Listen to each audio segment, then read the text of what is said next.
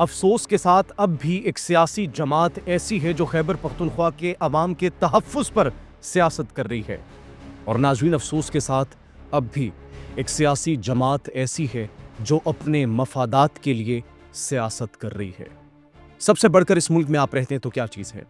اس ملک کی سلامتی، اس وطن عزیز کی حفاظت۔ لیکن ناظرین، حالیہ واقعات کو پیش نظر رکھتے ہوئے اسلام آباد میں بیٹھ کر ایک دہشت گردی، سیکیورٹی اور افغانستان پر ہونے والا ایک اجلاس منعقد کیا جاتا ہے جس میں ہائی آفیشلز، ہماری گورنمنٹ، اہم لیڈرشپ شریک ہوتی ہے، لیکن افسوس کے ساتھ خیبر پختونخوا کی نمائندگی کرنے کے لیے وہاں کے وزیر اعلیٰ موجود نہیں ہوتے۔ خیبر پختونخوا کے وزیر اعلیٰ کو بڑی ارجنٹ کام پیش آ جاتے ہیں، بڑی ارجنٹ میٹنگز آ جاتی ہیں، جس کو وہ ترجیح دیتے ہیں قومی سلامتی پر، جس کو وہ ترجیح دیتے ہیں خیبر پختونخوا کے عوام کے تحفظ پر، اور اس میٹنگ سے غیر حاضر ہوتے ہیں۔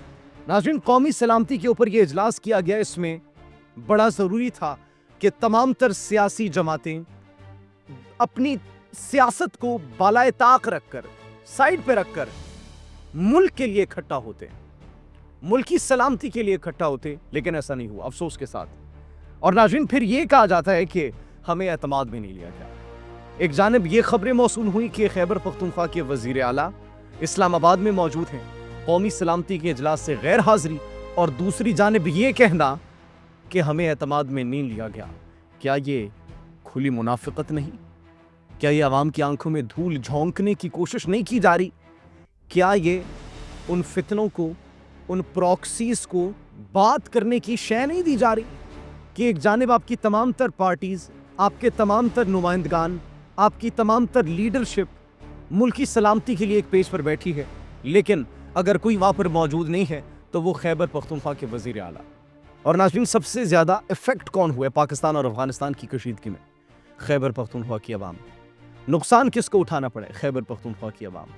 نشانہ کس کو بنایا گیا؟ سویلینز کس کے شہید کیے گئے ہیں؟ خیبر پختونخوا کے۔ لیکن اس کے باوجود ناظرین، انتہائی افسوس کے ساتھ یہ کہنا کہ ہمیں اعتماد میں نہیں لیا گیا، یہ کہنا کہ ہمارے بغیر ڈیسیجنز ہوئے ہیں، یہ منافقت نہیں تو اور کیا ہے؟ اس کا فیصلہ آپ کیجئے گا۔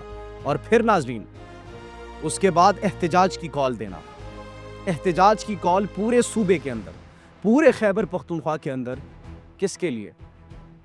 ان عناصر کے لیے جنہوں نے ملک کے خلاف، جنہوں نے ریاست کے خلاف، جنہوں نے پبلک پراپرٹی کو نقصان پہنچایا، جنہوں نے فلسطین کے لیے تب آواز اٹھائی جب فلسطین میں جنگ بندی ہو گئی، جنہوں نے اپنے ہی پولیس اہلکاروں، اپنے ہی نوجوانوں، اپنی ہی پراپرٹی کو ڈیمیج کیا، پولیس والوں کو شہید کیا، ان کے ساتھ اظہار یکجہتی کے لیے جنہوں نے اس ملک میں فتنہ اور فساد برپا کیا، آپ احتجاج کی کال دے رہے ہیں۔